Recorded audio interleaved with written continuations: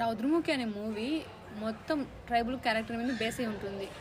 ఆ క్యారెక్టర్లో ఒకరు మన ముందు ఉన్నారు, రాధాకృష్ణ గారు. నమస్కారం అండి. నమస్తే. ఈ మూవీకి సంబంధించిన కొన్ని విషయాలు మాతో షేర్ చేసుకోండి.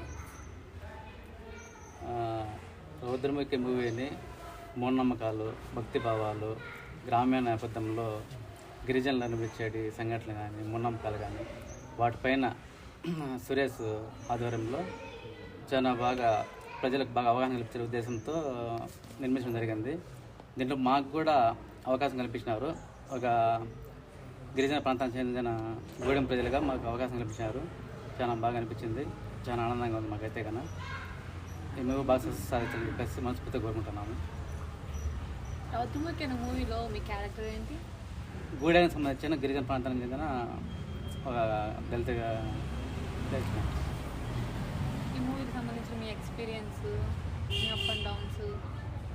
చాలా బాగా అనిపించిందండి. ఒక నెల పైగా పోవడం జరిగింది షూటింగ్కి.